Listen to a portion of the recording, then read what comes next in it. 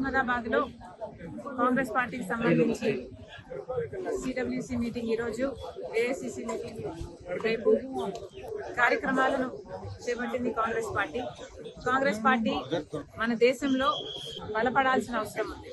మొన్నటికి మొన్న చూసాం బీజేపీ పార్టీ ఎలా వక్ఫ్ అమెండ్మెంట్ బిల్లు దౌర్జన్యంగా ఎంతో మంది మైనారిటీలకు అన్యాయం చేస్తూ ఎలా దాన్ని పాస్ చేశారు. బీజేపీకి తెలిసిందల్లా విభజించు పాలించు, మతం పేరుతో కులం పేరుతో విభజించాలి, వారి మధ్య చిచ్చు పెట్టాలి, ఆ చిచ్చులో వీళ్ళు చలి కాచుకోవాలి.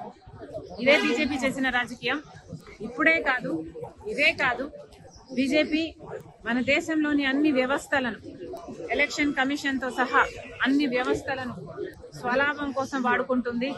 అదానీ లాంటి వాళ్లకు మేలు చేయడానికి దేశ సంపదని దోచిపెడుతుంది.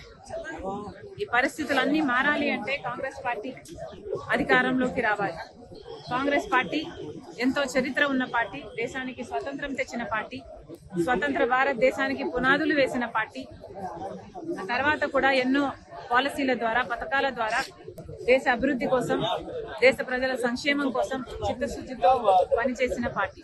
ఈ రోజు మళ్ళీ ఆ కాంగ్రెస్ పార్టీ అవసరం ఉంది. ఎందుకంటే ఈరోజు మన రాజ్యాంగం బ్రతకాలన్నా కాంగ్రెస్ పార్టీ మళ్ళీ రావాలి, పుంజుకోవాలి. ప్రజాస్వామ్యాన్ని బతికించుకోవాలన్నా, మైనారిటీల, బడుగు బలహీన వర్గాల మంచికి పనిచేయాలన్నా కాంగ్రెస్ పార్టీ అధికారంలోకి రావాలి. అందుకే కాంగ్రెస్ పార్టీని బలోపేతం చేయటానికే ప్రతి రాష్ట్రంలోనే కాదు దేశం మొత్తం మీద కాంగ్రెస్ పార్టీని బలోపేతం చేయాల్సిన అవసరం ఉంది. కాబట్టే ఈరోజు ఈ సిడబ్ల్యూసి మీటింగ్ అయినా రేపు ఏఐసిసి మీటింగ్.